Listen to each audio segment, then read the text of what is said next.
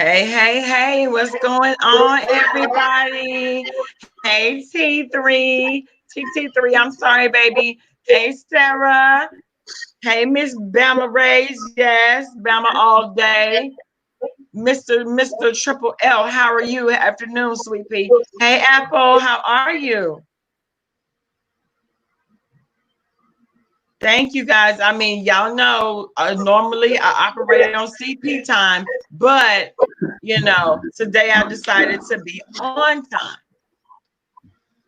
especially because it's so important. Now, today we have Fayetteville representing all day long, and we have three distinguished gentlemen that are here. They're going to speak to us in reference to any questions that we may have, any um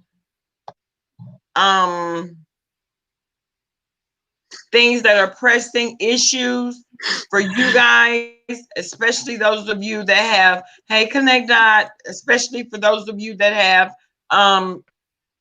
teenagers that are getting ready to go into college. Okay. That's going to be the conversation for this afternoon. Hey, Andrea. Hey, Sarkonis. Hey, the wise one. How are you? Hey, Connect Dot. How are you, love bug? Hey, NC Girl for Life. Hey. Yeah. How's everyone's day going so far? Amazing. All is well. All is well. Good. Okay. So, TC, hey, Miss B comes in peace. How are you, love bug? I'm gonna let you go ahead and get started. Okay. And Q says she needs the link. So I just want to say thank you. Good afternoon, everyone. This is actually a treat. We have three handsome, distinguished gentlemen from one of our most formidable, notable, honorable HBCUs, especially in that North Carolina area. This is where it really hits home for me, y'all. That's my hometown, my mother's hometown, North Carolina, my stomping grounds in and around North Carolina, and especially around Fayetteville. So Fayetteville State University in the house, please, let's give a round of applause, a little ha, a little hand up, woo, woo, to the gentleman from Fayetteville State University, a bell. That's right. There it is. And as you can see, we usually do this, and I just want to say first and foremost, thanking the good creator that we're all alive this morning, numero uno. Okay, right. Numero dos. Thank you for Bama Girl for opening up your platform to such a needed discussion, and especially your support for our HBCUs.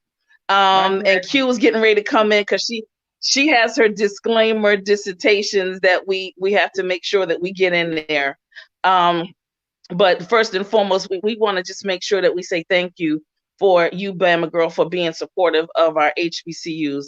Also, thank you to the chat and everybody that's going to be in here. And for those who are going to be coming in on the replay, next time you get a chance to do this live, because this is live in living color. This is real deal, Holyfield. And yes, we're getting ready to break it all the way down, like all the way down to the least common denominator. Any questions, any concerns that you about the process, this is the time and the place to ask. Think about those pressing questions, put them in the chat, and we're going to rock and roll from there. Without any further ado, I just have to say, Fayetteville State University in the house. We have three distinguished gentlemen. I want to say Travis Bright, Darren Norwood, and Dante Wise. And I'm going to have each one of them, starting with Travis, then Darren, and then Dante.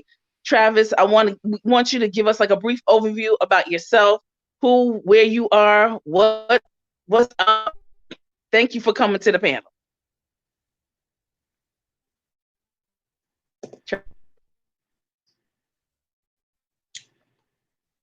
Travis, you're up, darling.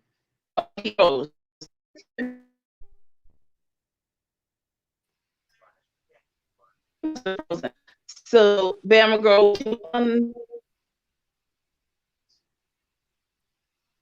what's the matter, honey?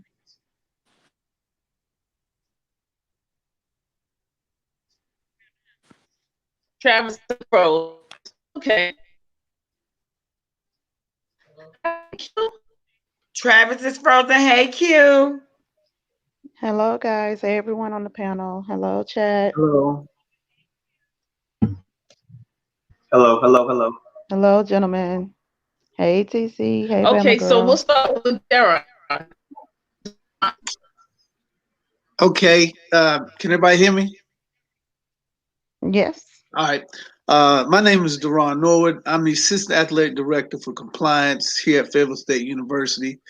So I deal with the compliance piece as far as student athletes or prospective student athletes that want to participate in athletics at Fayetteville State.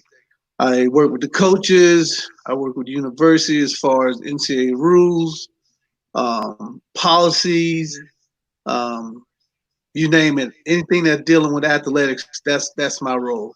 Um, I got into this position. I used to teach. I used to be a lecturer at Fayetteville State. Used to be a coach. Was a cross country coach. Was also on the women's basketball program. Cross country coach. I hear some feedback. Okay. Yeah, I just turned my phone down. Look, I don't want to do no Teddy Riley and no baby face now. No. Okay, but so yeah, so that's I did that. I am a veteran. I retired from the military. So I've been retired for about 12 years now. Okay. And I've been working in higher education since I retired back in 2008. So that's Excellent. just Where a you little from? brief. Okay, so I am from Lenore, North Carolina, but originally from New York, uh, Brooklyn, and then we Oh, moved down south to Brooklyn, North Carolina. Yeah, Brooklyn, actually Brooklyn and Queens. Born no in doubt. Brooklyn. Yeah, born in Brooklyn, moved to Queens, and then from Queens down to Lenore, North Carolina, which is in the western part of the state. If you guys Excellent. ever heard of Hickory, North Carolina, Boone, all them areas, yeah. Excellent. Okay. So that's just a little brief snapshot of Norwood. So you're really a Yankee. You're a Yankee, I right? am, yes, I am a Yankee fan. Actually, when we lived in New York, that's when my daddy took me to the Yankee. The Yankee games. Yep. Okay. I'm from That's Brooklyn right. also. Okay. That's a yes. Okay. All right. Yeah, that's right. You did say that on the on our little chat. Yeah. Yeah. He always took me to Yankee, never to a Mets game. Never. Yeah. Okay. All right. Thank you. Thank you, Deron and Mr. Dante. Hello, everyone. Again, my name is Dante Wise. I'm a Senior Assistant Director of Admissions Transfer Coordinator here at Fayetteville State University, the great Fayetteville State University. I was born overseas because my dad was in the military, but I am from Fayetteville, North Carolina. So you probably heard about Fayetteville, North Carolina, 2-6, and this is pretty much where I'm from. And I've been in post-secondary for about 10, 11 years now. I'm a graduate of Fayetteville State University. I got my business degree here. And I'm homegrown, if you will, and I can speak to not just on the academic side, but I can speak to the college life. I played football here at Fayetteville State University. I joined the best fraternity. Let that be known here at Fayetteville State University. And definitely, I'm big on what Fayetteville State offers to our students. And my family's from Baltimore, Maryland, so a lot of my family's from up north. But again, because of military, most of my time was spent here in Fayetteville, North Carolina. And of course, again, we're just here just to make sure we can expose you to the greatness of Fayetteville State University, how great it is, not just the education, but the social life, the HBCU culture that you'll get there. And not even that, I know our session is about athletics today, how that affects you for our athletics. I know Mr. Norwood will have a lot of information about that. But again, that's who I am. And again, glad to be here and be a part. So I do want to say, Dante, that excuse me, I think that there's a little, I don't know, are you on your headset or?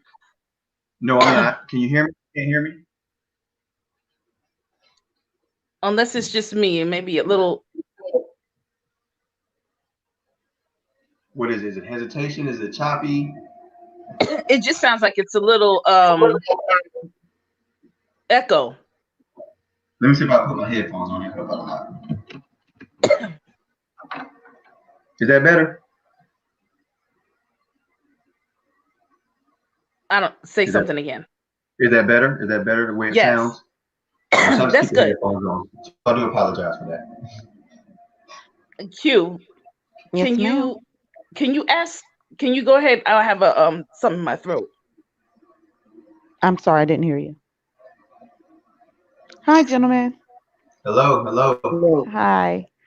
Okay, so now let me ask you guys. The gentleman, Darren, you're the one that's over the athletic department, Well, I'm one of the athletic directors. I'm assistant athletic director. assistant athletic director. Okay, Kappa man. Okay. Yes. So at your school, what would you think, or what would you say at this point right now, for students coming in? What would be your freshman, actually?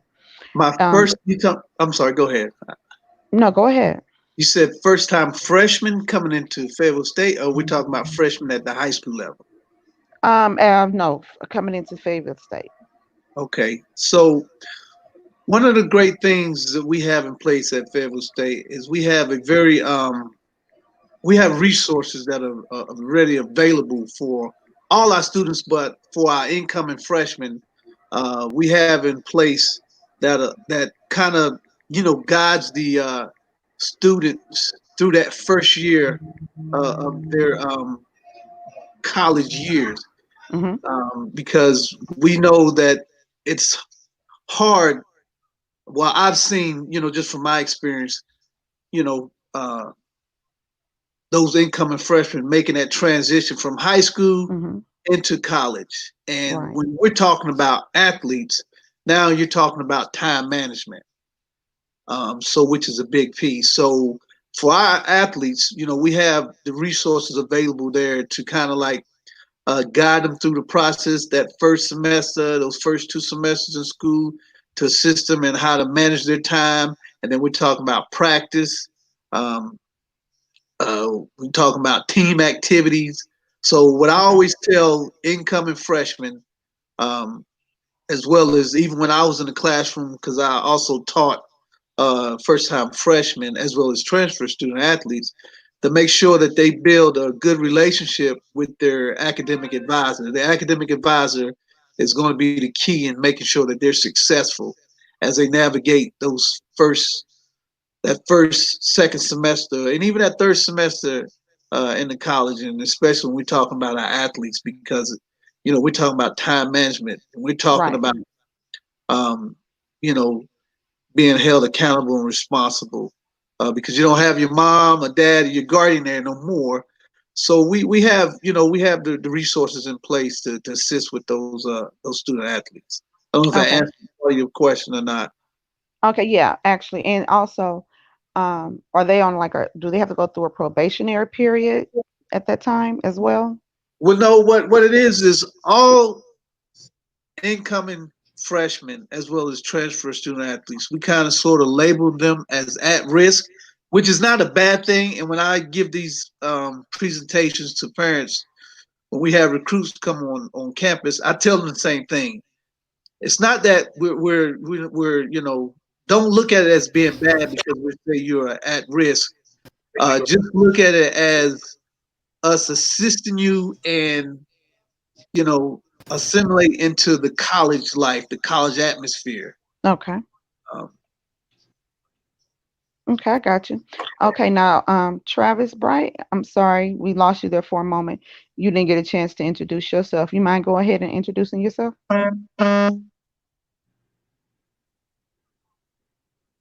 For some reason, it was really choppy when you guys were talking at people conversation. Can you guys hear me? Yes. I can hear you. You guys can hear me? Yes. Yes. Can you hear Yes. us? Okay.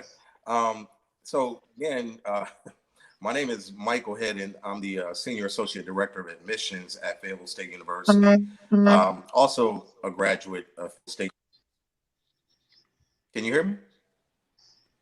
Yeah, we can hear you just fine. Oh, okay. I thought there was something else going on. It seemed like there may be a And so delay. It I may be a delay. am the supervisor for the freshman. Oh, a delay.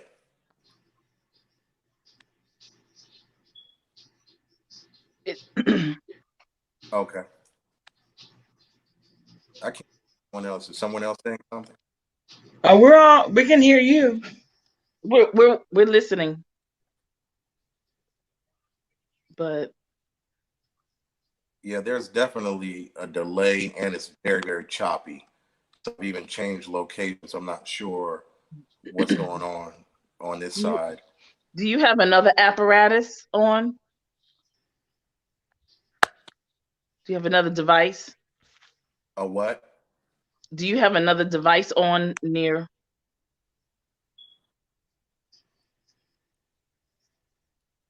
No, no.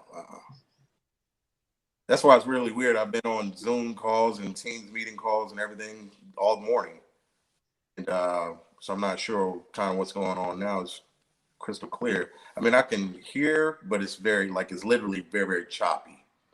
So if Oh, you all want to wow. go ahead, and I'll just chime in as I can. Okay. If I can make a suggestion, maybe get closest you can to your router in your house, and make sure whatever device that does not need to be on your Wi-Fi, make sure it is cut off, and that'll kind of help with your bandwidth.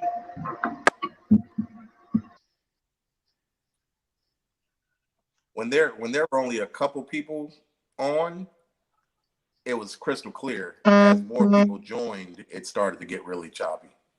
Oh, Okay, I wow. can I can drop off for a moment. I can go ahead and drop off, so that maybe that will resolve that issue. So I'll go ahead and drop off. Yeah. Uh, um.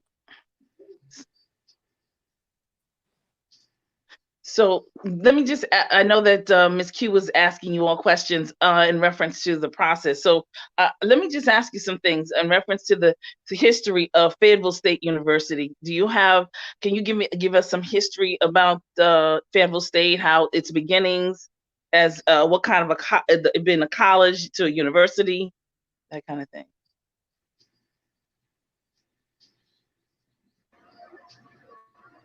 So I guess Mr. Head, I know here's a delay. So of course, we were founded. We were actually about 150, 152 years old now. We were founded as a teachers college. And of course, in those days and times, there wasn't equal opportunity for African Americans or people of color. So that's how HBCU. So for those who don't know, that's why HBCUs were started, not just to have a school for African Americans, but to give them equal opportunity to the same education quality, if not better, than our counterparts, if you will. So it took 7 men that came together and they started this university. And again, like I stated, it was founded as a teachers college first. So education is one of our biggest programs here at Fayetteville State University. And actually, we're the second oldest UNC system constituent here in the UNC system. So we're the second oldest UNC public school as well in North Carolina. And Mr. Head, I know you just chiming back in, but I was telling them how we were founded with our 7 founders, and pretty much how we were founded as a teachers college. And from that point on, the rest is history. We've definitely impacted our community, like I believe any agency you do, but definitely for us with the military being here, we definitely help serve our country, if you will, because a lot of those military students have come, receive their bachelor's degrees, their master's degrees, or their doctorate degrees from Fayetteville State University. So we greatly impact not just our community, but I believe we impact the world. Fayetteville State University. So our small beginnings in those times to what we are now as an HBCU, I think it speaks for itself as far as what our history, how rich it is in our community. In our head, I'm not sure if you want to add any more.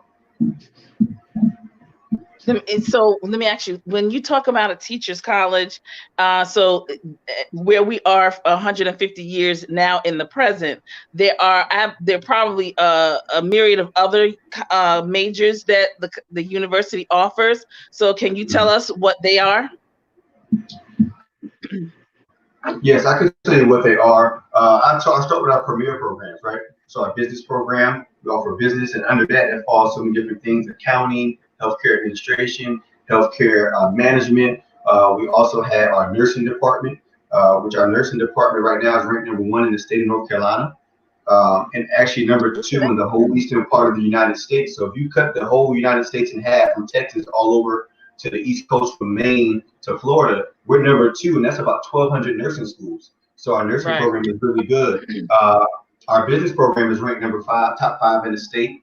And Mr. Head can correct me if I'm wrong, but in 2017, there was a ranking done of the top 100 business schools in the United States. And at that time, we were the only HBCU that were in the top 100 in the whole United States as far as business programs. Of course, we also offer a sociology program. We have a social work program. We have our computer science program. We have, of course, education.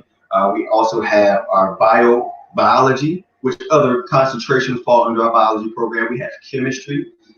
We have mathematics. And one thing, if I step back a little bit to our biology program, we have a forensic biology program that's ranked in the country as well. And I'm talking about the top 5 forensic biology program in the country. We have psychology, we have criminal justice, and those 2 programs online are ranked in the country as well. And we're talking about top 10 easily ranked in the country. We have, I think I said social work already, biology, chemistry. We have a music department here at Fayetteville State University, so we have a music department. We also have communications. We also have, man, so many programs. It's funny because I'm in admissions and you say these things all day, and now what I'm trying to say is that you're kind of blank, right? So hold up. So you said music. So does that mean that you will have a band and a choir and stuff like that? Do we have a band? Mr. Head, do you want to let them know about our band? I think you should let them. You're the ESPN man. Let them know about our band. Can you guys hear me? Yeah. Yes, we can. Okay. So I had to switch to another phone, and so we're back up and going. But yeah, you're perfect. All right, thank you. So we definitely have a band, and we have a wonderful band director by the name of Mr. Reed, who was a band director at North Carolina Central for about 10 years or so. He's a graduate of FAMU, and he's a product of the FAMU style of bands. And so he's been with us now for about 7 or 8 years, and he has done some remarkable things with our band and has put us back into the conversation when it comes to bands that students are really, really interested in. He's been able to, over the last several years, keep our local students at home versus having them going to all these other institutions and making them look good in their band. So we're doing. Well, yeah, if he came from FAMU, definitely. Oh yeah, he's definitely a FAMU graduate, and so he brought that style, and he is confident, he's aggressive, and our band has grown leaps and bounds since he's joined us, and we look forward to continuing to grow. So if you are a talented band member out there, we certainly want to make sure that Fayetteville State is a viable option for you as you consider your next steps in your academic journey. So let me, and Bama girl, I'm just kind of asking some across the board kind of questions. But I know you have some specific, and in reference to the band, is the band underneath the athletic department now? No. Okay. Are there scholarships for the band? There are. There is a scholarship pool of money that, again, Mr. Reed coordinates that whole pool. He's actually conducting virtual tryouts or auditions as we speak.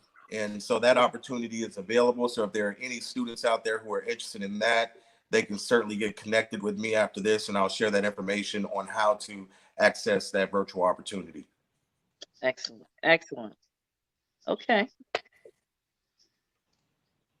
Bama girl. No, we have our ranking, Mr. Head. Our ranking for our band. Well, hey, Come on, you gotta let them know. Rankings are sometimes subjective and opinionated and all this kind of thing, and based on different criteria. But you know, just as recent as 2 years ago, ESPN did rank Fayetteville State's band the best D2 band in the country. Oh, Absolutely. okay. Okay. But he said the right words exactly. Okay. Well, Now, you know, we keep it in perspective. Okay. D2. Are you Yeah, all that's why I said CIAA? Yeah, we Or are. you Yes. Yeah, we understand that. CIAA? Yeah. Okay. MBAC. Okay. That's cool. Okay, Mr. Norwood. Yes.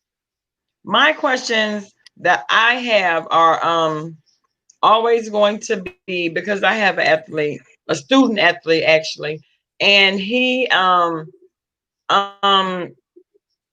I preferred him to go to Alabama, but because I'm Bama raised, it's in my bloodstream, it's in my DNA. I can't help it. I was born that way. But I've been won over by different HBCUs. Now, by him being a student athlete, and him being out of state coming in, he has the 3.5 GPA, he's 6'5". His position that he plays is tight end, not just because I'm his mother, but he is an awesome talent.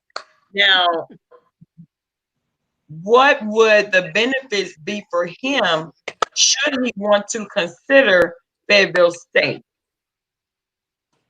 He's 6'5". He played tight Yes. end. Oh, I'm gonna No. tell. Hey, what's his name? I'm gonna contact my coach now. But no, here's the deal. Here's the benefits. And you're a Kappa man, so I gotta talk to the Kappa man. Here's what I'd say. You know, for athletes, especially if you're saying that your son is D1, you know, D1 caliber talent. I'm gonna keep it real. Division II, we hardly produce athletes that go to the next level. But what we do produce is athletes, we prepare them for life after college, meaning we're setting them up for a career. Right. What I tell parents, you come to a HBCU, specifically FSU, we're a close family, okay? Mm-hmm. We are a close-knit family. Yeah, it's great. Son goes to University of Alabama. You know, Nick Saban and his crew got about 100 plus athletes out there with about 50 people on his staff. You know, Nick Saban might not even know your son. All right. You come to a school like Fayetteville State, guess what? Everybody in the athletic department, everybody on that campus is gonna know your son. Me, well, me being the momager that I am, he knows him. Right. Well, I'm just saying, just no, I mean just loosely. You know how it works. Yeah. But we you know, not to knock big schools, and I'm not, you know, I had a son that went to a Division I school on a track scholarship, and he went to a Division I school, a PWI, and then after 2 years, after he pledged Kappa, he came back to Fayetteville State, transferred back to Fayetteville State. Okay. And it was a big difference because where he was at before, large classrooms, you know, there wasn't that connection there. Whereas here, you know, I know every last one of my student athletes' name. I'm responsible for over 300 student athletes. So they know me and I know them by name. I know where they're from, you know, I know what classes they take. So with that being said, it's a close-knit family. That's important to me. Right. That's what we do. Our coaches, and specifically me, because I'm like, after they meet the coach, I'm like the most important dude that they got to come through besides admissions. Me and admissions, we're like the most important guys and gals to make things happen. And so with that being said, I keep it real with my athletes, and particularly, our young African American males. Um, Somebody say something? Oh, to where we're going to look out for their best interests. At the end of the day, the ultimate goal is to get our student athletes to graduate. Right. It's great. Hey, it's great. Go play Alabama. Yeah, there are some perks playing D1. I mean, there are great perks playing D1, but we're talking about the overall college experience, family atmosphere. Yeah, you come to Fayetteville State. The professors are going to know those students. They're going to know those student athletes. They're going to know them. You go to a big school, you got over 100 students in a classroom, you know. So I would say to you, Mom, you bring him here, I treat him just like he's one of my kids. And I make sure that he leave there with a great education. Now he's interested in sports medicine. Do you all have that program there, that major there? You want to go ahead? Well, we Go have ahead. a degree in biology or chemistry. And so Uh-huh. sports medicine tends to be a specialty area, but there's a path that must be traveled in order to reach the actual occupation of a sports medicine doctor.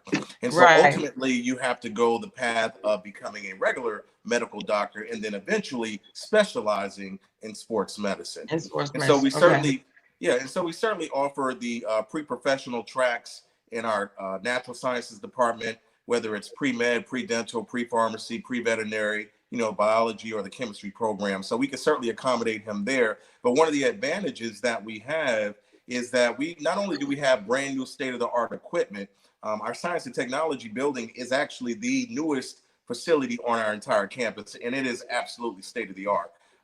Whether when it comes to the equipment that students have access to or the lab space that they have access to, all of that's really important for students who are interested in eventually going off to medical school. And so one of the advantages is because we are a smaller institution with a smaller biology department, students have more access to hands-on opportunities versus just lecture work. And so that Right. really means a lot to decorate a student's resume. So when they're trying to get to the next level, these medical schools that are considering them are looking to see what kind of experience do you have already in advance of applying to the medical school. So that's really important. And so that's one of the things that students prefer Uh-huh. at Fayetteville State is the opportunity to get into the lab, to partner with some of our sister institutions like UNC Chapel Hill or NC State over the summer and go work in their labs and go have internships in their labs as well. And so Mm-hmm. that's something you want to look at. I tell student athletes all the time, just like any other student, you want to go where you can shine and have experiences. You don't want to go somewhere where you'll just blend in and give a Right. bunch of lecture. And so that's part of the attraction to a Division II smaller institution as well, is the idea to come and shine. Coincidentally, just before Corona hit, there was a brand new opportunity for HBCU student athletes to try out for the NFL, specifically Oh, targeting HBCU student athletes. And student so what that athlete. means is, those student athletes who went to a Division I or Division II institution and dominated in their conferences were picked for these opportunities, right? Okay. And so if your Okay. son is 6'5" tight end and has an opportunity to come to a D2 institution and dominate the conference, Mm-hmm. pad those stats. When this HBCU thing comes along again, now they're looking at him because he's dominated the conference versus going Mm-hmm. somewhere where you're just maybe blending in. Yeah. I'm not sure what your son's capabilities are, but just in general, some student athletes just sit on the bench, right? No, And so not they say, not not this one. right, that's what I'm saying. I mean, but it happens, and so that's an opportunity as well. There's always advantages to getting away from home and having that opportunity to start to mature away from the nest. And so that's an Right. opportunity from leaving Alabama, coming to North Carolina, meeting new people, developing new networks, but also just kind of spreading your own wings outside of the nest with the access to your family if you need them, but becoming your own man by leaving home is an advantage as well. And what I part of think Alabama? I'm sorry. actually we live in Florida. We live Oh, in Okay. Florida. I'm Jacksonville. sorry. Gotcha. Yeah, Oh, we live in. Alabama. Well, I mean, I same now concept. me, I'm Bama raised. You know, that's in Okay. my DNA. So, Got but him, no, he's a Floridian, Okay. and Same concept. yeah, and I think it would be more hard for me than him. Right. Well, You know, I Florida's believe not that too he far should away. get away. What part of Florida are you guys? Jacksonville. Okay, so that's only what, about 8 hours? So it's accessible, and we have an airport, so we can take care of them. But those 95. small classrooms, small classrooms are a real advantage for student athletes as well.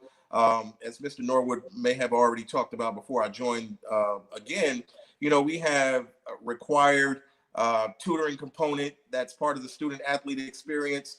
And so, we want them not only eligible, but we want them competitive in the classrooms because, Right. again, ultimately, everybody doesn't go to the next level Right. professionally. And so we want to Right. make sure that we are producing model citizens that are academically prepared to either go to their master's programs or professional degree programs, or to head off into the military if that's their choice, or to go directly into the workforce.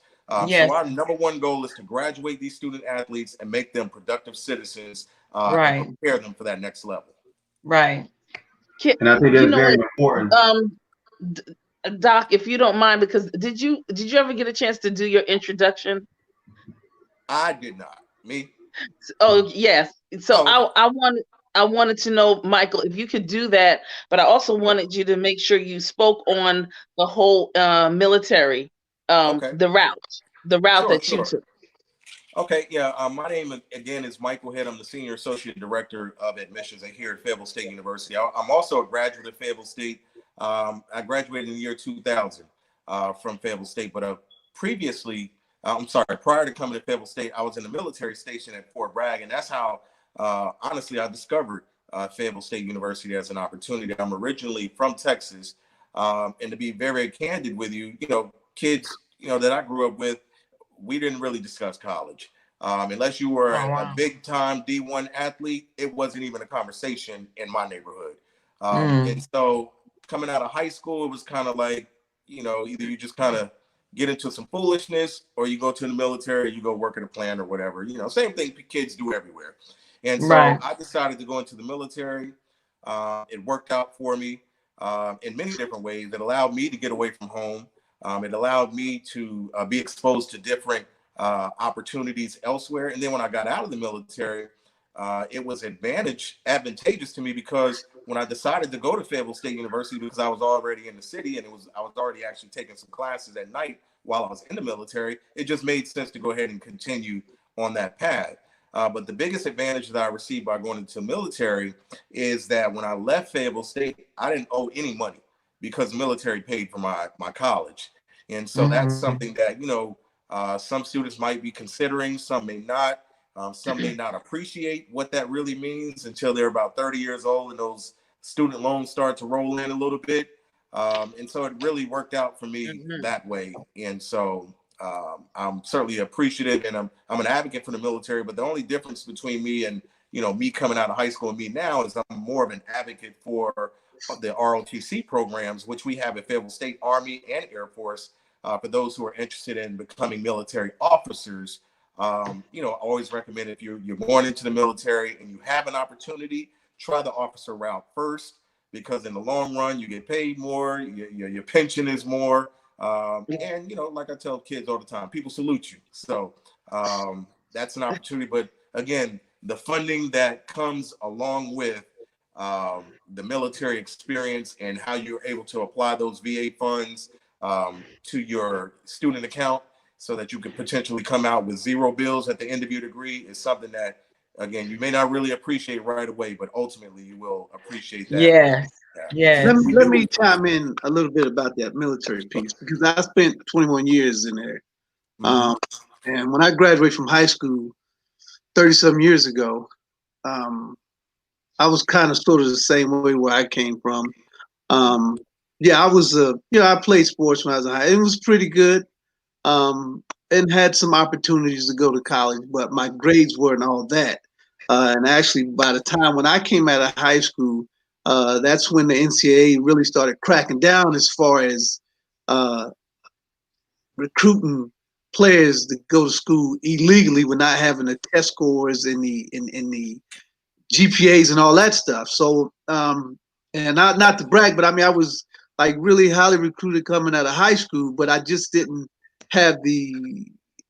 know how important education was and the test. I only took the SAT one time. I took it one time when I was in high school and never took it again. And then my parents wasn't really educated enough to understand how athletics and college work. And so I actually see that now as well when I'm talking to parents, when they come on campus or when I go out and I do these presentations about compliance. So, the education piece is very important. So, nevertheless, I did have a wonderful career in the military. I've got several degrees that were paid for while I was in the military, and there's nothing wrong with it. I mean, it was well worth it, and I am, sitting back reaping the benefits of what I've done. Now, just like Mr. Head said, it was great, and I saw Dante shake his head as well. As far as the officer route would be the great way to go. And if it comes down to that, if that's what you have to do, there's nothing wrong with that. Now, granted, we're in a state right now with what's happening in the world, but it still was a wonderful career that I had no regrets, and I could do it all over again. And people, if they knew what I did in the Army, and then when they see what I do now, they'd be like, "Man, wow, you did that and you this now." But it just prepared me for where I'm at now. Right. So can I ask, because I need Mr. Head and Mr. Duran to really chime in on this. And Bama Girl, we talk about this oftentimes in our chats about the preparation. So you all, okay, so most of the time people say, you go you're in high school, then you go to college and whatever. Well, we know now that there are several ways in which you can approach this whole education, your life, career thing. And I'm hearing from you two that yours was different and then you went on and you kept going, and then you're still here at the same end result. You're still alum, you served your country, debt free, thank you, hallelujah thing. I know. And it's still, and now going back and giving back. I mean, what a wonderful thing. Here's the thing, and you mentioned it, Duran, working with the parents now. Right. And what you all are experiencing, because Dante, I know you're experiencing the same thing in terms of, if you were the elephant in the room in some of the households, maybe some churches, because I think churches need to talk about this at church, not just talk about church, but church, okay? What would you be saying from where you are now? What kind of advice would you give to a parent and or parents and or grandparents, foster parents, whomever, or a young person? What kind of advice would you give them in terms of preparing for this next step after high school? Preparation after high school. Well, first, it depends on the age of the students at the time, which will determine what direction my advice goes. For instance, if we're dealing with elementary kids, right, we want to make sure the parents understand that by maybe third or fourth grade, it's pretty clear the direction that a student is going to travel academically. And so it's really important. And why? Right. Well, because they have to have that foundation, and if you don't develop that foundation early, it's a determinant whether we want to accept it or not. And so it's really important to be involved as a parent. You can't let the school raise your children. I mean, it's a partnership between the family, home, and so that's really important. When you get to middle school, these students need to start understanding how important it is to get into a good cycle and develop good habits and making good grades. Because long gone are the days where you could be the greatest athlete on earth and they're just going to waive the need for your academics. It rarely happens, if ever, these days. I know a person who was the potentially, I think it was the #1 or #2 ranked student athlete at his position. I'm sorry, at his position in the nation from my neighborhood back in Texas, recruited by Alabama and offered by Alabama. To this day, he has not made it to Alabama because of his grades, and that was about 4 or 5 years ago. That's unfortunate.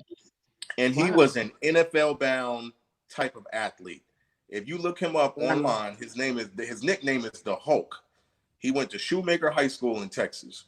He is still hanging out in junior colleges trying to get to Alabama. And so, you know, it's really important that students understand that, because a lot of times student athletes, they get this attention, they start to get offered, and for some reason they start to feel as though academics doesn't matter because now they have these offers on the table. They're, you know, it doesn't matter what they do, they're on cruise control. But these offers will get pulled very quickly if you are ineligible to get into the institution itself, or if you cannot meet the compliance standards and they're looking for somebody to come in and contribute right away. You can lose your scholarship opportunities for those reasons. So it's really important to understand and set the foundation early and start developing a path early. You know, these students, you have to write these things down. You can't just have conversations all the time without a checklist. You know, I tell them develop a checklist. You know, by this time, I want to have taken the ACT 2 or 3 times, you know, starting in the junior year, whatever the case is. You know, SAT prep courses, ACT prep courses, you know, going into Khan Academy, doing those things, starting to do research on where scholarship opportunities are available, whether they're athletic or academic, and developing a spreadsheet and understanding those deadlines and moving towards that, and developing essays early, you know, because a lot of these scholarships require you to write some wonderful essays, and you can start practicing those things early. You know, even in middle school, you can start practicing those things.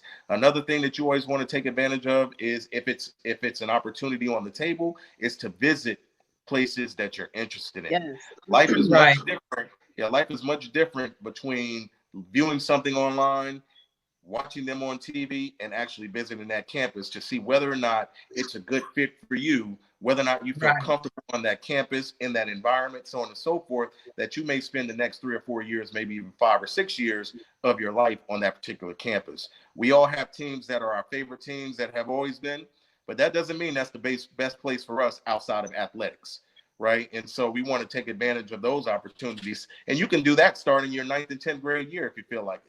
Some students visit Fayetteville State all the way in their elementary years. Some start in their middle school years, and many visit obviously in their high school years. So if parents are out there and they have the advantage of being able to get their kids to open houses or campus visits, do it as often and as possible as you can, so that you dwindle down that list, because every school, every institution and every campus has a mood.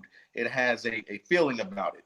And personality. Students, you know, I can tell you how great Fayetteville State is, but you have to come see for yourself. I tell students all the time, we can tell you all the great things, but once you come see for yourself, there's nothing anybody can tell you after that. Right. And if you have that opportunity, definitely come to those campuses to visit, ask the hard questions, whether they're academic questions or whether you're just connecting with current students to say, hey, what's like as a student my age, you know, so that you can get some real candid answers from them as well. And so those are some of the things that I would talk about. Now, JL in the chat would like for you to discuss the NCAA eligibility. Okay. So currently, this COVID-19 has kind of like shook up a lot of what's happening with college athletics. So at this moment right now, they're waiving the SAT and ACT score. Absolutely. Okay. Yeah. However, for Fayetteville State purposes, they still are going to look at the SAT or the ACT score. Fayetteville State is. And when I talk to parents, I always let them know that you have an NCAA requirement that you have to meet, and you have to meet the institution's requirement. So, and the NCAA gives a latitude that the institution supersedes the NCAA when it comes to the requirement piece. Now, however, students, prospective student athletes that wish to come and participate in athletics, they have to have a 2.2 or higher core GPA, and that core GPA is your math, your social science, your natural science, those things like that. Your core GPA. Now, however, once again, the institution requirement is different because the institution is going to look at your overall GPA.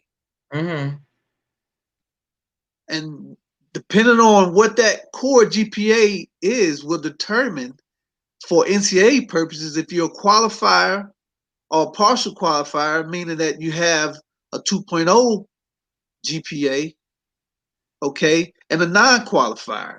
Okay, well, Mr. Norwood, what is the difference between the qualifier, non-qualifier, and partial qualifier? A qualifier is one that will be eligible for scholarships, practice, and competition. Okay, 2.2 or higher GPA in their core courses.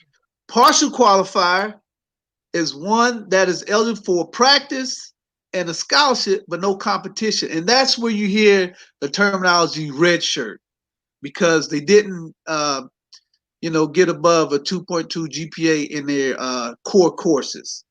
And then a non-qualifier is one that did not meet none of the standards. So a non-qualifier, no scholarship, no practice, nothing.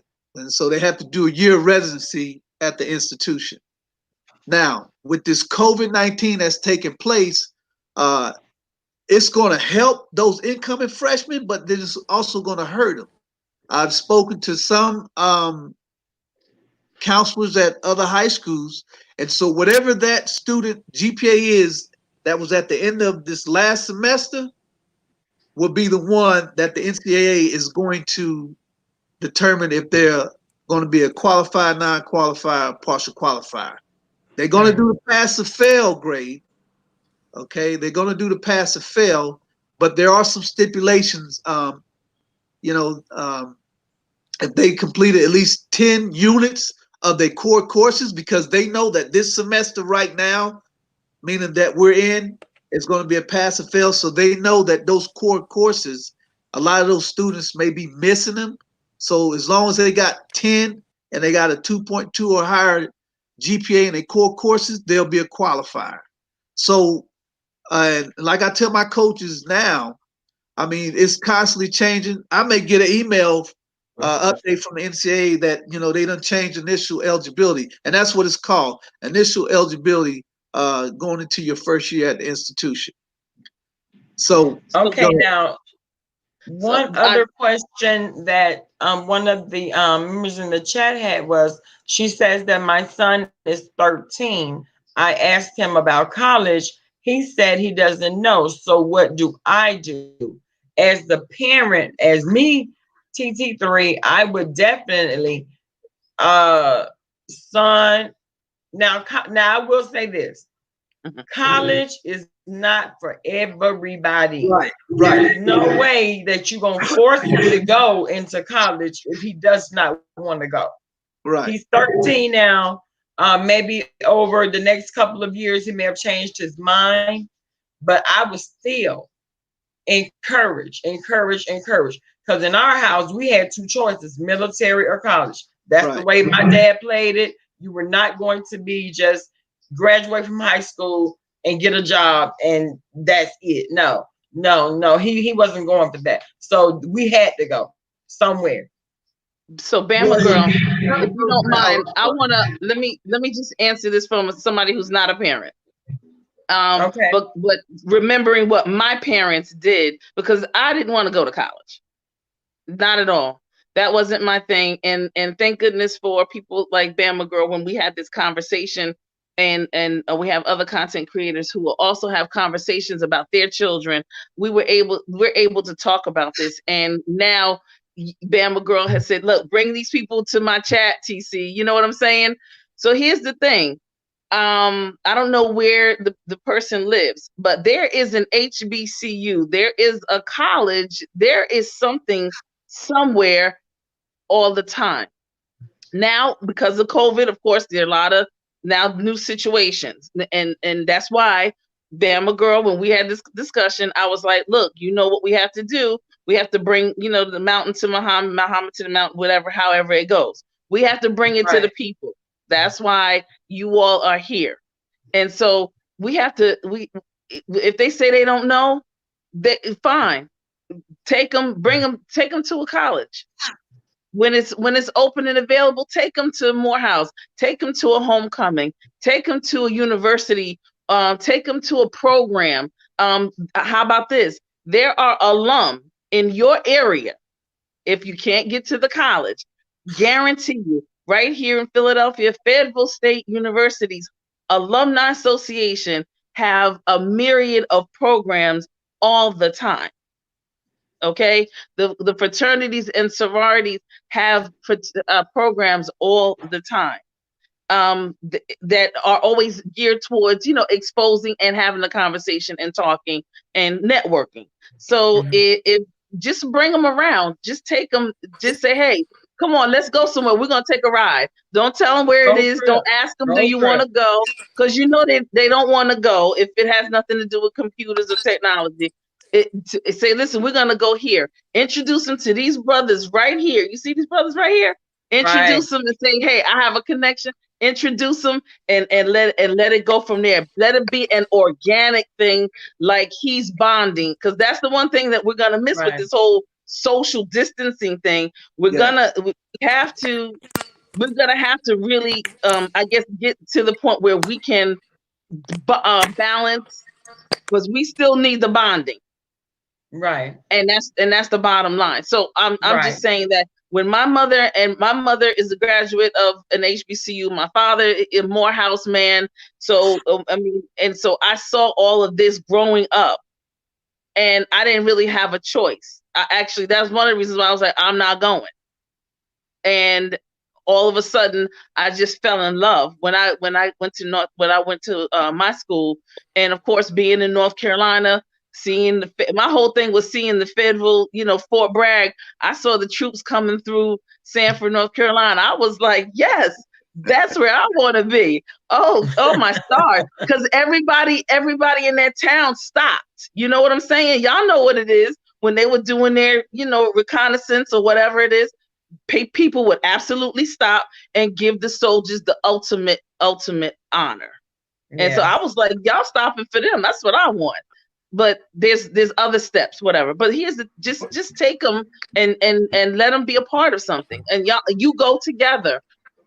Definitely find some brothers. For sure. I think I would also recommend, there are college fairs in every city. I would definitely recommend just kind of gather them up, take them to a college fair, just expose them to the environment. As they walk around, they start to see people, whether they are college representatives or other students that look like them, right? And that are seeking college opportunities. And so it says to them, like it would have said to me, maybe college is an option for us, right? Because these are things that I didn't get when I was in high school. I've never been to a college fair as a child, ever. We didn't talk about college. We just talked about getting out of high school and doing whatever you got to do after that. And so sometimes it's just about exposure, right? Yes. Just getting them around people that they can relate to, that speak their language, but have different goals, and maybe they start to bleed off on them and say, oh, okay, well, maybe this is something that I can consider. Because the reality is you have to sit your kids down sometimes and say, what do you plan on being in the next 10 years? What do you see yourself doing in the next 10 years? Even if it's not college, what will you do? And let that reality start to set in. Because some students, they literally think I'm just going to stay at home for the rest of my life. And so you have to have those hard conversations, say, no. I'm not going to make you do anything, but you're going to do something, right? And so you just have to start having those conversations. There are mentoring programs in every city, pretty much. You got to get them connected to them, because a lot of it has to do with being able to relate to the person that's having a conversation with you, gaining their trust, And from there, starting to develop different visions of what life after high school looks like for them. And mentoring is a big deal. I didn't have a mentor, but I've been a mentor to plenty of individuals here in the city. And you can tell that they're just looking for somebody to latch on to them, to show them the way, and to open up different opportunities for them, because the people around them, for whatever reason, haven't been able to do so. And there's a lot of talented kids out there that all they want to do is get connected with somebody to help them build up the confidence, help them, develop the path, and help them walk through that path with them. And that's what mentoring does for many of these young students. And like you said, with showing them the way, to talk about that elephant in the room. Sometimes when you have children, even if you don't have children, you may be a mentor to someone. You influence somebody somehow, some way. You noticed what they're good at.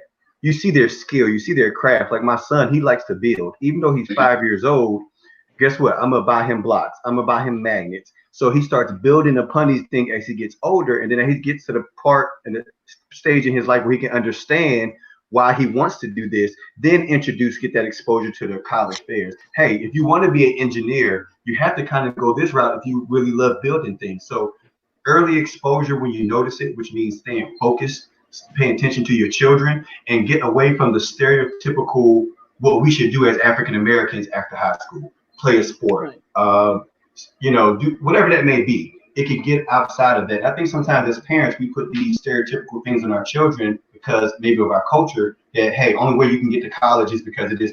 No. Let's get outside of that. Maybe your child likes to plant and they want to be a biologist with plant sciences. You see that, then cultivate that if you can. I know everybody's means are different and resources are different, but do every little thing you can to foster and facilitate those things you see in your children as they're growing, as they're playing with their toys. And then as they get older, you start having those conversations. You like to build.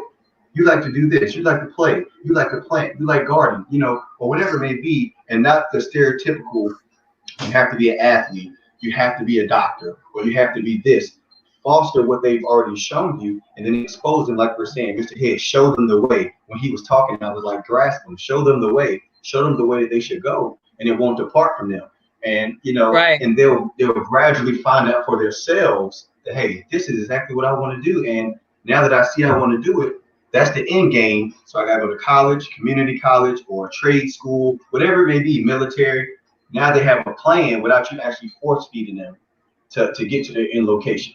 And I think that's very, very important. So that's what I would tell that parent in that room, that pay attention to your children and foster whatever you see them doing, and that will prepare them. And Dante, you make a good point about paying attention to your children from early on.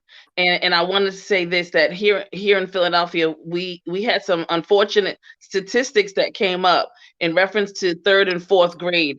And it stated that, and I think I have some of my colleagues that are in the chat that are also listening.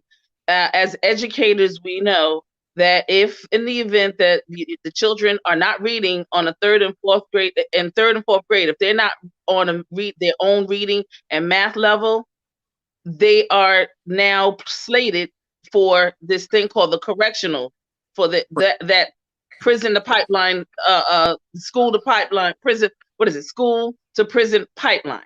Mm-hmm. So we must, and it is imperative. And this is how many prisons that they determine that they're going to build based on who's not on their reading levels from 3rd, 4th, and 5th grade. So and now of course the privatization of the prisons and all of that goes along with that. So it is so Dante, you couldn't have said it so much more eloquently, that we definitely need to, take a look at what they're doing. Watch them when they're young. They're telling you the things that they like to do. And so, keeping that in mind, I want to just segue into your campus. And I want to ask you all about the cafeteria, because I want to know what kind of cafeteria, what kind of food is going on there, what's up with the grub, and also the student activities that happened. I see some of them already, and of course I know about the band, but the other student activities that are there at your fine institution of higher learning, starting with the cafeteria though. Well, let me if I can comment on your initial piece a second ago first, and then I'll segue into the cafeteria if that's okay. But because I do want to mention that at Fayetteville State we do have mentoring programs on our campus for current students and for students in the community. And when I first came to Fayetteville State University, we didn't accommodate elementary and middle school students for campus tours. But once those types of stats that you just alluded to started to come out, we started to realize how important it is to expose these young folks to a college campus, because sometimes it's just about seeing and having fun and realizing there's a whole nother world outside of your little world. And so that little seed that we might have planted during their visit may be just enough for them to stay focused during school. And so that was really important. But can you hear me? Oh yeah, we can hear you. But to segue into the cafeteria, I love our cafeteria. And students tend to as well. We are not one of those institutions where all students do is complain about how bad the food is. That's not Fayetteville State. When you come to our cafeteria during breakfast, lunch, or dinner, there will be a line outside. They are excited to get there. And it's an all-you-can-eat buffet. We have an international shop where they develop, it shows students different opportunities for different foods from different countries. They have standard lines of burgers and fries and that kind of thing. They have, a pizza line. They've got the chicken line, whatever it is. Our cafeteria is good. It's all you can eat. They got cereal. They got bacon, eggs, everything that you need. I tell students all the time, you can't fool me. I know that you eat better on this campus than you probably do at home. That's just a fact. So there's not many disagree with it. We also have Chick-fil-A right downstairs for our students, and it's part of their meal plan, so they're able to use some of their meal plan funds for Chick-fil-A. Nice. Oh, wow. So that's been a hit with our students. We also have a to-go order grill where you can order things off the grill separately as well. So there are those three options right now. Right across the street, they're building another new restaurant in what's known as Bronco Plaza. Broncos, of course, is our mascot. Fayetteville State. Bronco Plaza is a plaza right across the street from Fayetteville State that students can walk to within 30 feet, if you will, right across the street, literally at Murchison Road. And there are a lot of eateries right there as well, from Chinese places to seafood places. And so all that's at the students' fingertips. So food. Don't forget about our Echo Grounds. It's not typically an issue at Fayetteville State. Don't forget about Echo Grounds. I see there's a question about vegan options. There are different options for students. You can get connected with the leadership over there at Aramark, which is our food services department. And they will develop you those specific plans for those students because they know how important that is. And so we want to be as accommodating as possible for our students. Excellent. And what are the hours, if you don't mind? Oh, there you. What are the hours of your cafeteria? Typically, our hours are anywhere from, if I'm not mistaken, I think it's 7:30 in the morning, all the way up until I feel like it's 7 o'clock at night, if I'm not wrong. 7:30 at night. Right. Yeah. So of course, there's sometimes breaks in between to give the staff time to prepare for the next meal, but it still is open from 7:30 to 7:30. And what happens is our Chick-fil-A and our Bronco Grill, they operate off that cafeteria schedule as well for our students. But yeah, so it's always open, a lot of food to eat. And the good thing about our cafeteria, not only will you get good food, this speaks to our family atmosphere. You'll have deans of programs, maybe the chancellor, you'll have those type of people eating inside the cafeteria. So again, you get to say a sense of family and community, because sometimes you would never see your dean of your program ever in certain, maybe in other institutions, but at Fayetteville State, you may be sitting right next to them having a conversation outside of academic, just being people and having that direct connect to them. But again, the cafeteria is wonderful. I ain't gonna lie. I say it ain't. I ain't gonna lie. I'm kind of jealous because when I was in school, what they have now, we ain't have that. Right. And before Dante, I was at Fayetteville State, and we certainly had nothing along these lines. I remember we used to get ready for a little snack in the evening versus a full meal, and so we've come very, very far when it comes to Very the far. cafeteria. And so Okay. that's not one of the complaints on the surveys that we have. Okay. And I asked that because a lot of us who are alum of various other various universities, when we went to school, it is definitely not the same. So I'm finding out all of this, like the Chick-fil-A's and the build a burger, build a salads, and build a this and that and the other and the third. They even have the special plans where they have a nutritionist go through that with you. We didn't have that at all, and so I'm excited just to hear it, and I think that is definitely something that you all use as promotion. Even though people don't think about it, it is very, very important to know and to have in the conversation. The activities on the campus, y'all. I mean, I know stuff goes on at FSU constantly. So, like, what are the different organizations there? Well, interestingly, we have the standard organizations, whether they're the fraternities and sororities, student government associations, so on and so forth. But we also have an organization pretty much for every major area or major interest. For instance, those students who are coming to Fayetteville State in pursuit of going off to law school, we have what's known as a pre-law society on our campus that has probably a 95% placement rate into law schools for students in that organization once they graduate Fayetteville State. That advisor actually won Advisor of the Year last year on our campus for our pre-law students. There are psychology clubs, there are business clubs, there are international clubs. We've got veterans clubs on our campus. For those students who drive back and forth to campus every year and don't live on campus, there's what's known as a commuter organization. And so there's almost 100 different organizations on our campus to keep students involved, because we want you to be involved. Students who tend to stay involved tend to graduate on time, tend to get retained, tend to develop great networks, and tend to find great opportunities after their graduation from Fayetteville State. And I see a question just came up. Can they talk about support through career development services, which actually segues into that, because in our student center, in our student center, there's a career placement center where they help students write resumes. We also, have a gently used clothing closet where we have suits and different things for students who don't have those things, that we let them borrow those things so that they can go to an interview looking and feeling good about the interview.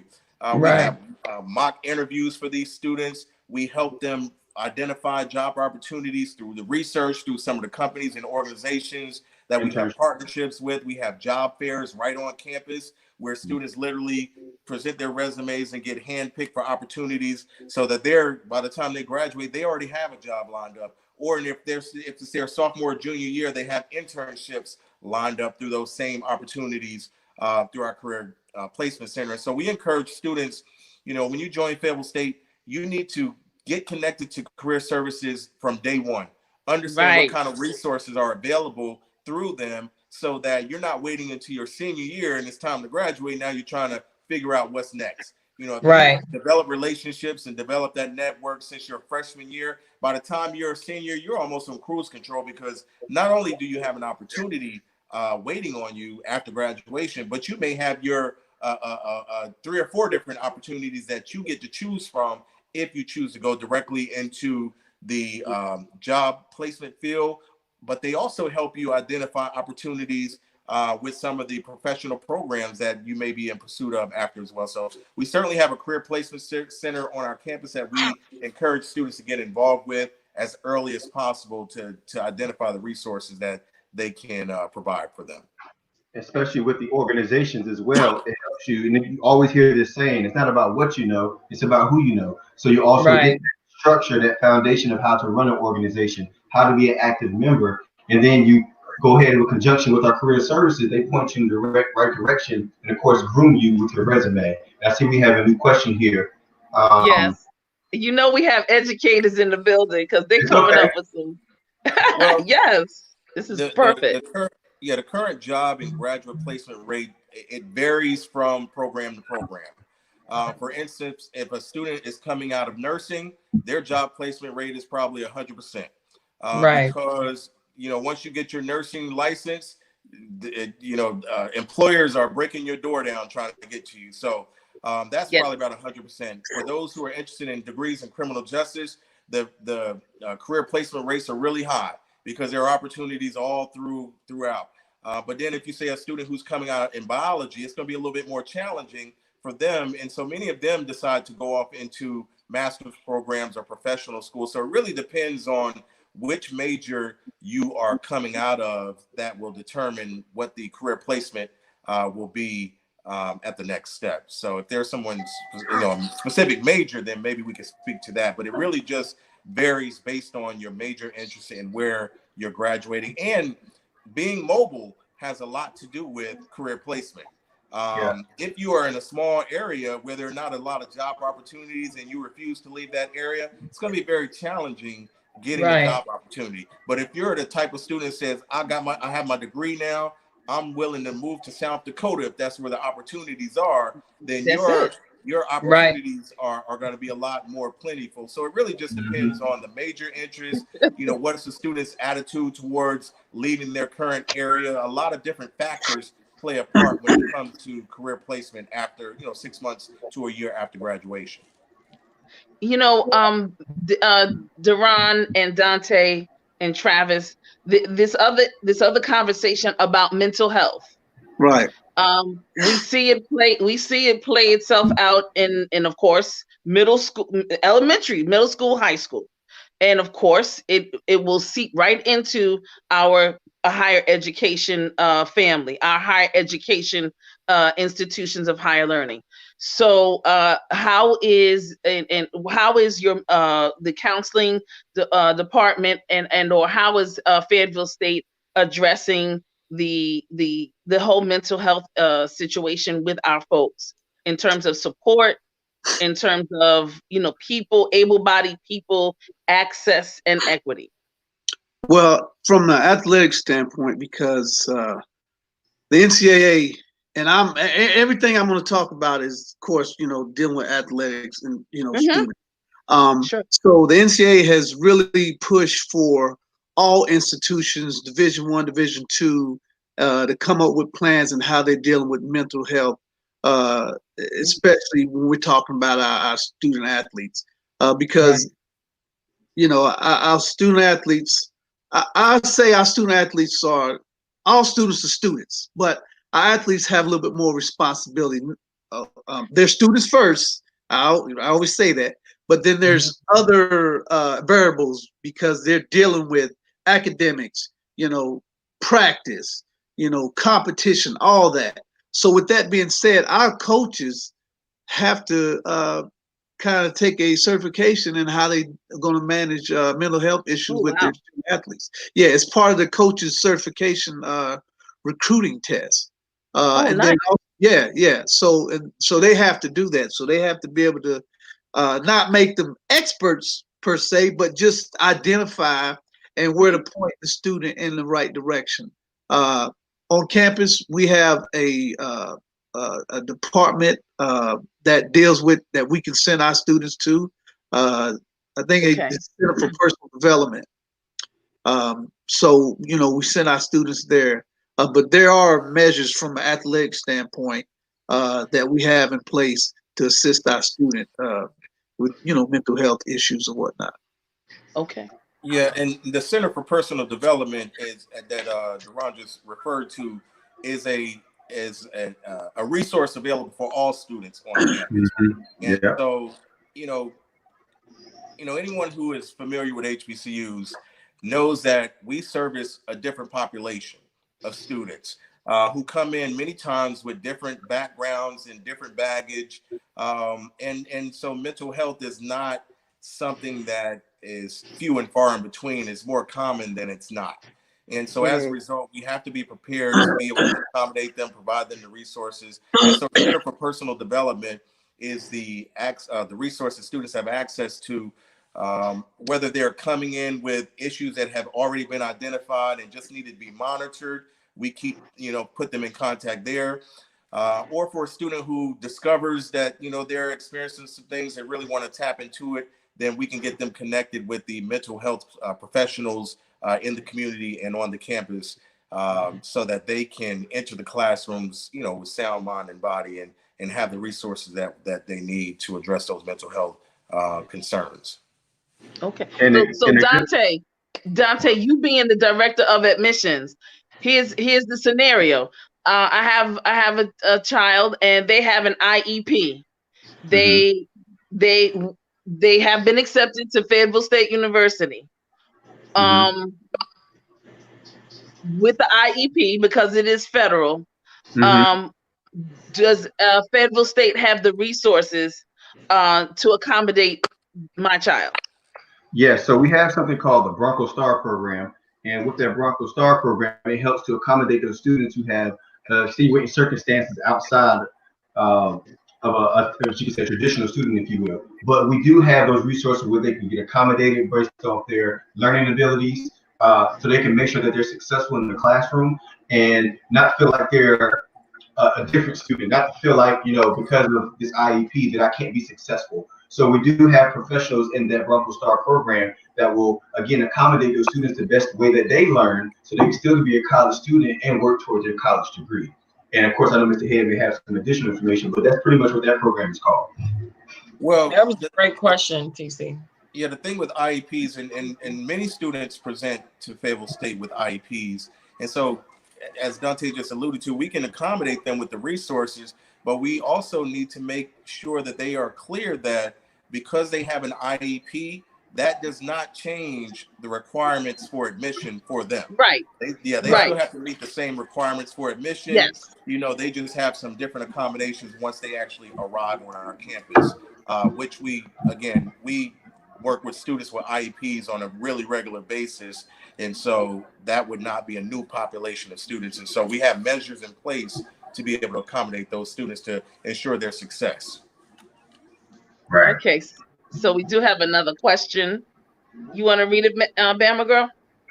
How does financial aid work at FSU? Are there opportunities for students to receive scholarships from the institution?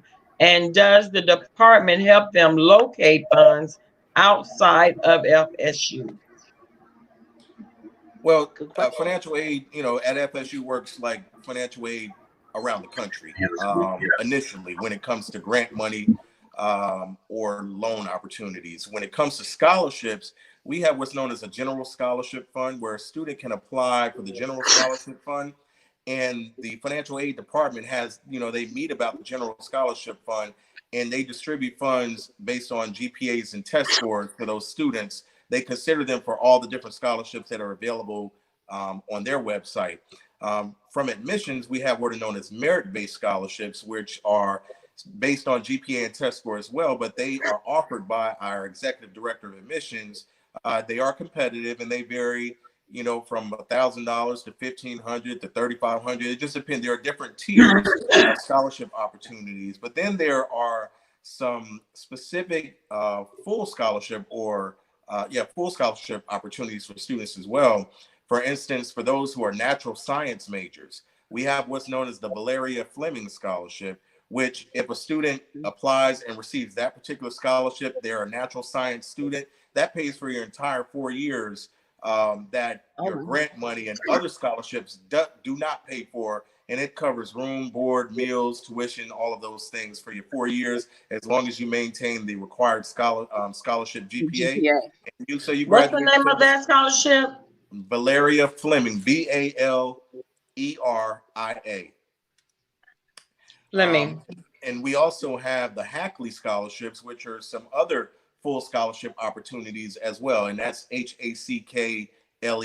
So we have some partial scholarships, we have some merit-based, and we have some full scholarship opportunities that are on the academic side of the conversation. And the way that these scholarships work is you apply for financial aid, that's required. And whatever grant money you do not receive, and whatever other scholarships, whether they're external or internal, that you don't receive, we use the scholarship to top off your costs so that you don't have to take any loans unless you absolutely insist for other reasons. And so many different academic scholarship opportunities for in-state or out-of-state students. Okay. And then also, no, I was go going to ahead, say, Dante. sometimes we offer internal scholarships, Mr. Head said, and I met a young lady before, and she said, I paid for my college by applying for so many different internal scholarships that I may have been eligible for. So you may have a small scholarship that's in a sense a micro scholarship that's $500, or that's $100 here, but it's apply to as many of those as you can, because that may end up funding your school as well. Just to give students that idea, because sometimes with scholarships, students want the full scholarship. They want one scholarship to cover the entire package, where you can assess different scholarships at small amounts that add up. Right. Well, and to address the second part of that question, the departments do work with their students to identify other department-based or major-based scholarships, because the scholars, the advisors within the department, they are aware of different scholarship resources and pools of dollars that are available outside of campus that they work with students in their department, especially with the continuing students that they think are really strong students and are on the verge of having to go because of financial reasons. They certainly work with them to identify other pools of scholarship dollars externally from Fayetteville State as well. And usually those are monies that don't even get tapped into. And I want to say, you know, stuff like people don't realize, if you have parents that are part of unions or work for a union. I know sometimes in the South, the unions are not a thing, but if I have, my mother was a nurse, so she was a part of a union, and the union gave a scholarship every single year. If you're a firefighter or police department, or you know, some kind of maybe civic organization, whatever, guess what? Some of these organizations, I mean, these opportunities that you can get money to through them, they'll have an application for you, and you could possibly tap right into it. Veterans and stuff for the GI. There are people that are still sitting on it, and they haven't even tapped it all out yet, and that's also another you know, pot of money that's sitting there laying dormant at times. So these are definitely questions and responses that are important to have in this dialogue.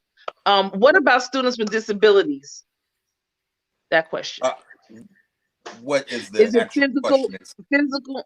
Is it she says, what about students with disabilities? Would that be a physical disability?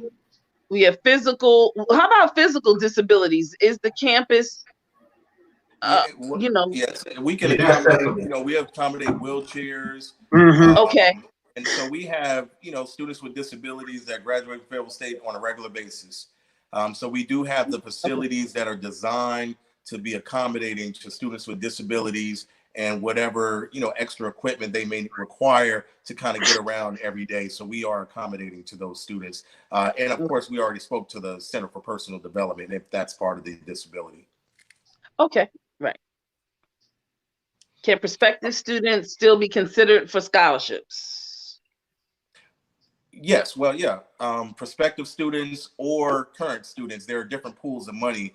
Actually, the prospective student pool of money tends to be the largest pool of money available for a new incoming freshman. Right. And a lot of those, here's the thing with scholarships. A lot of students, if they're lazy, if I can, there's a lot of scholarships out there that students simply do not apply for and go unclaimed. And so that's something that you want to really make sure you take advantage of, because some students simply don't apply for scholarships because they don't feel like it, or they don't want to put the time into it. And so they're leaving $500 here, $1,000 there, $1,700 here, $2,000, you know. But if a student is motivated and ambitious to identifying those scholarship funds, a lot of times they don't have a problem with identifying scholarships because they're out there for the taking. One thing I do want to speak to, and I don't know if they've already spoke to that, is the VA portion that we keep referring to, the veterans. We do have a veterans office on our campus to accommodate students who are veterans or are dependents or of veterans, and we'll be using those GI Bills and those kind of academic resources. They help you through the whole process. And so they're right there at your fingertips, so that it takes all the guesswork out of it, and they get you up and running with those scholarship dollars, those GI Bill dollars, or voc Very rehab. good. Very good. Do you all have an abroad program? Absolutely. We have students who've studied abroad. Many of our study abroad opportunities are very, very targeted opportunities. For instance, our criminal justice students went to England a few years ago because, as we all know, policing, community policing has been a very big issue in the United States. And so we wanted to expose our students to another country and the way that they police their community without issue. And England is an area where they don't really use guns as much. And so how are you maintaining order without being aggressive? And so identifying students, putting students in that situation so they can come back with different ideas. So when they're in positions of leadership, they're able to implement the things that they've witnessed through that experience. Certainly our business students have gone off to study abroad opportunities over in China, because as we all know, China is a world power when it comes to the business world. And so we want to make sure our students were exposed to that experience over in China. And so they've gone to Spain and Mexico and all these different places. And you don't have to be a member of that department to go on that study abroad experience. It's just members of the department. Yeah, it's just members of the department have the first opportunity. And so if they don't fill up the bus, so to speak, other students are able to have that same opportunity as long as they have the financial means to do so. Okay. Now, what about the campus itself security, as far as the safety of the students, as far as, because we know things happen, as far as like Q, she has a daughter, and if she were to decide to come to Fayetteville State, what protection, because there are just, people out here with ill intent, and everybody can't be everywhere and see everything at all times. So what type of security measures do you all have in place that would secure, that would ease our minds as parents? Well, it's a very secure campus. We have call boxes all around the campus. There's cameras everywhere. And on top of that, we call it the voice. So we have pretty much a loud siren, if you will, the voice that's an intercom that when I used to live closer to Fayetteville State, you can hear it miles down the road. So if anything is going on, active shooter, if anything is going on, they sound the alarm and everybody takes precautions and follow those steps when we hear certain codes, if you will. Stuff pops up on computer screens. If there's a alarm, all phones, you text, you receive phone calls. And of course, the response time is really quick with our campus police and safety. There's 24/7 patrol. There's always someone patrolling. There's always someone on campus making sure ensuring safety. And that's just a broad aspect of what kind of safety, higher safety at Fayetteville State is. I felt safe as a student. I feel safe now as an employee. And like you said, things do happen. You can't control anything. Things will happen, but it's not the fact that it's happening, how we're responding. And the response time is really good with our campus police and our public safety. And I keep forgetting about the applications. It's called Safe Zone. What's that application head that students have access to? I keep forgetting the name of it. It's Safe Zone. Safe Zone. So you can probably speak more to that, but there's an application where students can stay connected with what's going on, and parents may also be able to stay connected with what's going on with their child. Well, in addition to that, the police station, the police that we have on campus, I tell students all the time, these are not mall cops. These are fully trained city police. We are no tolerance campus. They're sworn police officers. Absolutely. Oh, they're not top flight security of the world. They're sworn police officers. Rent-a-cops. Yeah. Rent-a-cops. And they're tolerance sworn. campus, so there's no drugs, no alcohol. If you get caught with drugs and alcohol, you're gone. There's nothing else to talk about. They don't care what charges. Campus, you got to go home. And so there was also, to add to all of this, there was a ranking recently for state universities in North Carolina and the safety of campuses. And Fayetteville State's campus was ranked the third safest campus in North Carolina last year. And so though we're not without incidents, we are a public institution, which means people can kind of go and come as they please. There's no check-in point, but to be a public campus and to have access to anyone in the community or anybody coming through, we do a really, really good job of securing our students, securing our staff and our faculty, and providing a safe environment at FSU for sure. So let me, Bama Girl, then let me just piggyback off of what you just said, because Bama Girl makes an excellent point about safety and security. So here's the other piece that I would like to just ask you about the social media policy that you all have within the university.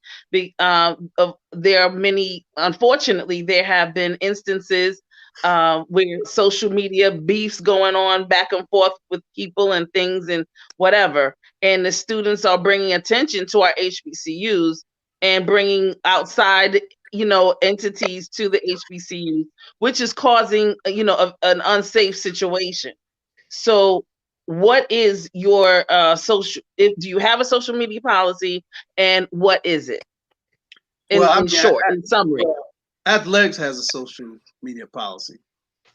And from the athletic standpoint, our student athletes can get suspended if they are, putting out or producing things that are illegal or deemed detrimental to the university and the athletic department and their team. So that, like I said, the athletic department has one, and we don't discriminate. No, discriminate against, sexual orientation or none of that. If we see that, then from the athletic department, you will get dealt with. Now, what I do tell my student athletes, because this is part of the briefing that I give them, it's not that I am going to be the, social media police, where I'm looking at, but I have to do that. But I inform them because I still want them to relax and be who they are and self promote your team and Fayetteville State. But also, you have to be cautious and cognizant of what you're doing, because folks will see what you're doing. And so, but yes, our athletes do have a social media policy that they must follow.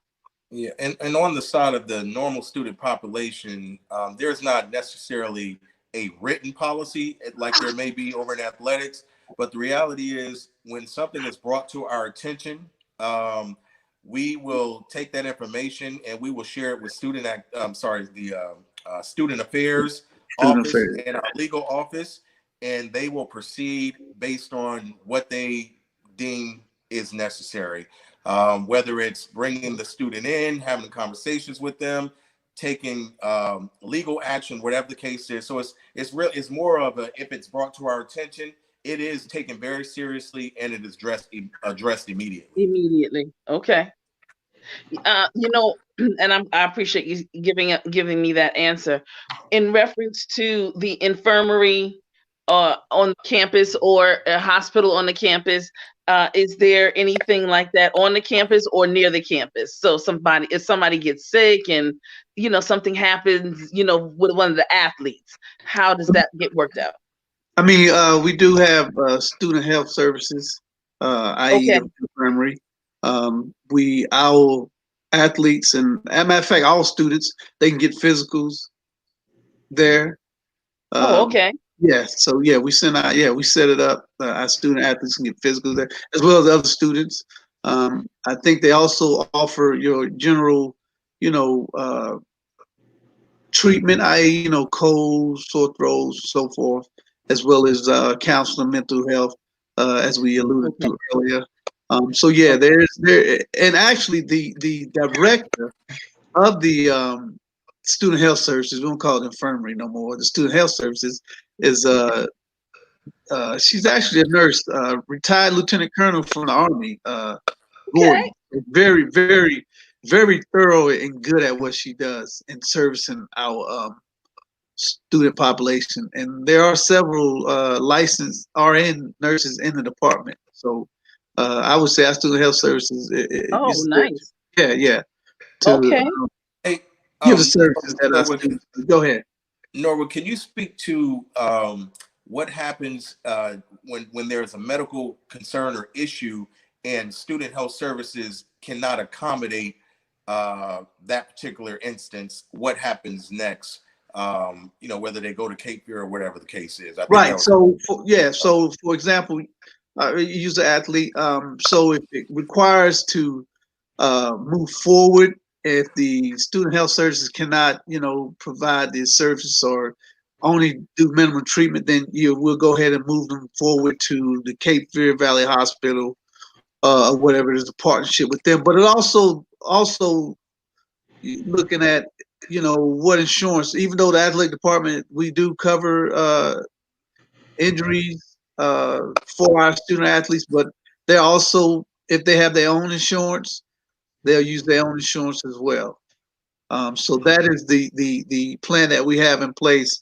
Student health services, and then if it requires for them to go to a bigger hospital, Cape Fear Valley Hospital, or or some students may choose to go back to their home where they're from, Wake County, Charlotte, or whatnot, so forth and so on. But Okay. there's that communication there.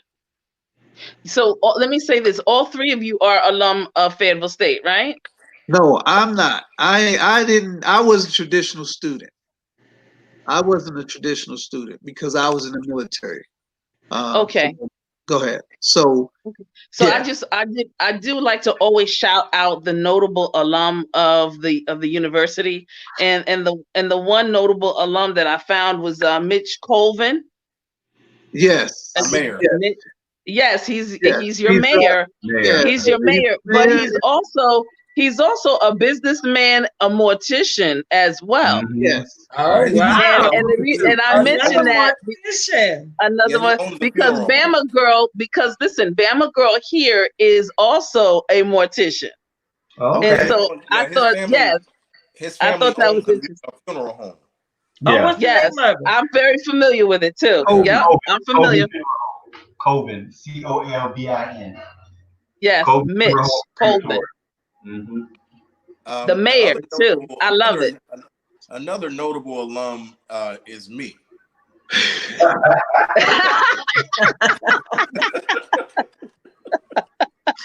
I was waiting Yes, for I it. know that's right. right. I know that's right. Indeed. I love it. And But seriously, if you all watch the NBA, probably one of our most notable alum, if not the most, is Daryl Armstrong, who played basketball with the Orlando Magic forever. He works for the Dallas Mavericks as an assistant coach, and he was just elected last year, if I'm not mistaken, into the Orlando Magic Hall of Fame. And so he graduated from Fayetteville State, played basketball with us and football. Mm-hmm. Well, the one other alum that actually caught my eye was the Junkyard Dog, because back in the day, the wrestler, the Junkyard Dog was the bomb. Yeah.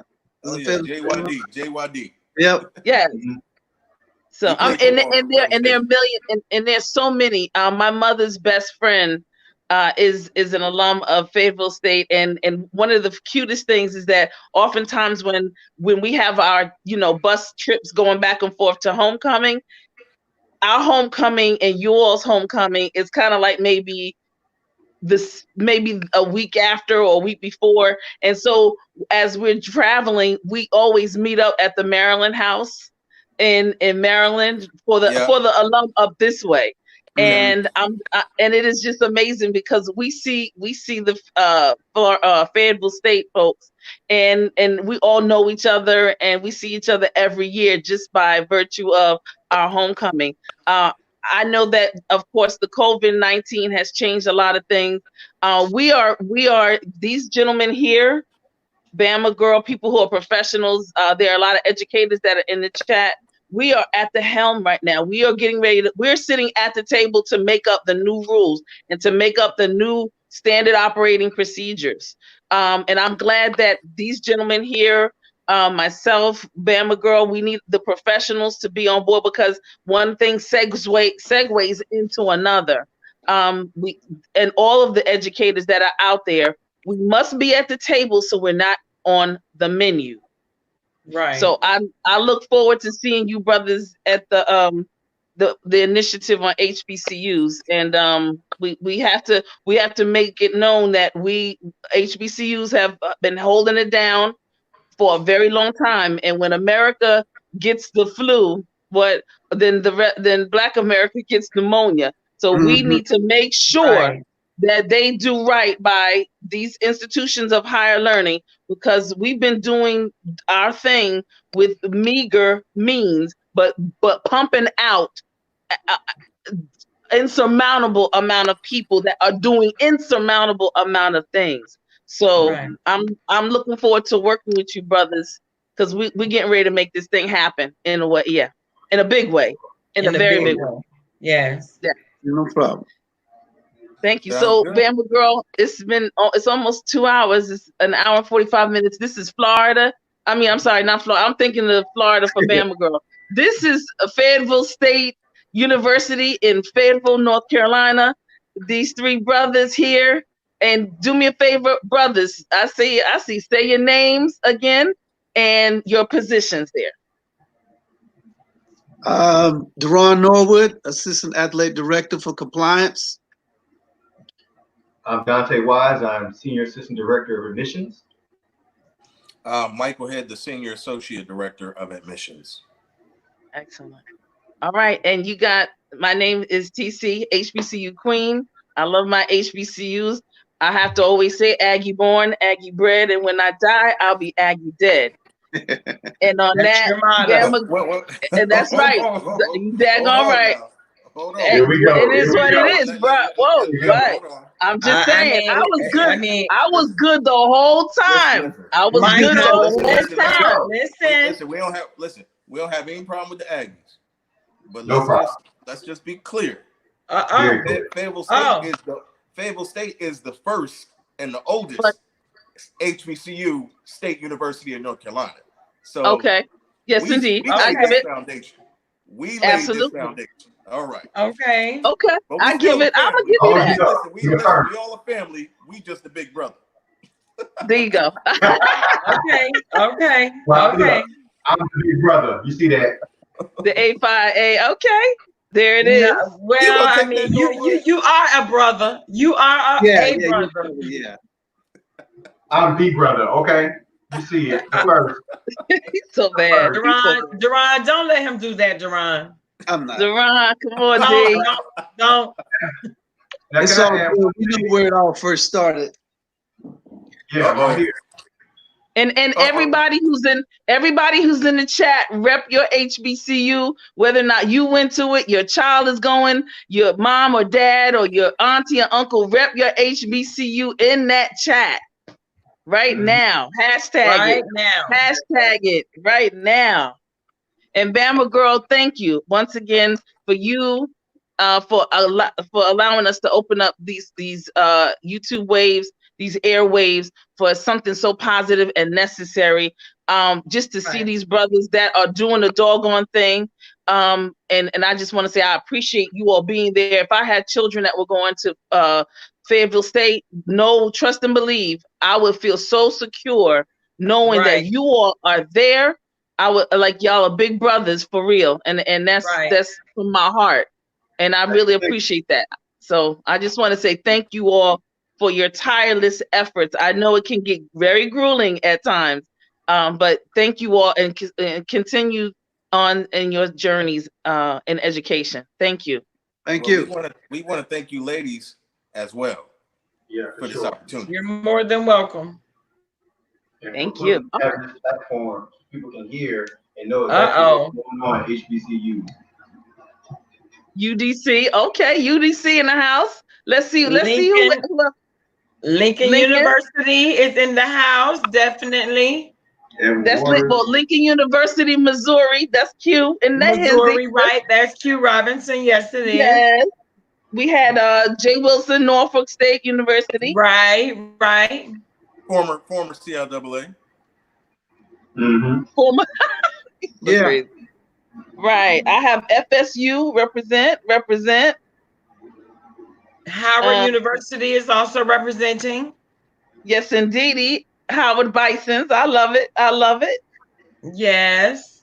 UDC. I see in the chat Bama girl. I see Dark and Lovely Femme there. Okay, Dark and Lovely. Her son is at UDC. Big Dog Chris, he is, and not only that, he's also my mortuary son. Oh, okay. Swag, all that good stuff. Okay, Jen. Yes, thank you, sis. Howard in the house. That's right. But anyway, thank you so much, gentlemen, for your time. Thank you, ladies. It's been a pleasure. I feel so blessed by having you guys come on to my platform. I will be sharing it out to all of us, to Instagram, to Twitter. These videos will always go out to represent your school, as well as any other, universities that we have on the platform. And I couldn't be more grateful. I couldn't be more. I don't know. I have multitude of feelings right now. You guys are very distinguished. You guys are the big brothers to, like, for me, to my sons. So I appreciate you. I appreciate everything that you do and what you represent. Thank you. Thank you. No problem. No problem at all. Oh, we do have one. We have a John Stewart from EWC, John. Edward Waters College. Nobody's John. overlooking you, John. That's EWC, right there in Jacksonville. Jacksonville in the house. We see you, Duval. We see I'm you. right here with you, brother. I'm right here with you. And thanks to Joyce Vlogs also. Thank you, Bama girl. Yes. That's our sister right there. That's so our sister. Yes, it is.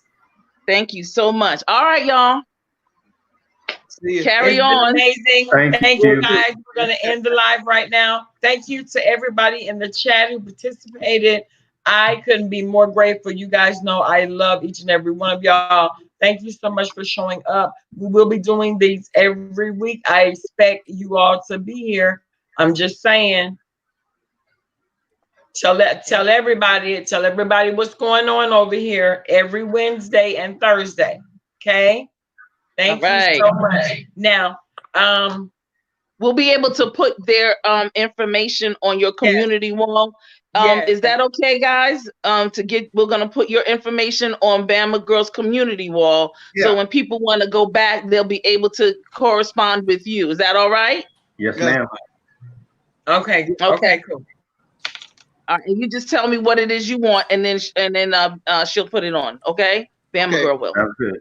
Yes, ma'am. All right, sounds great. Thank you. Thank you. Thank you guys so much. I enjoyed the great live. I'll see everybody later. Thank you so much. Bama Girl, have a great day. Just keep be safe. Hold on.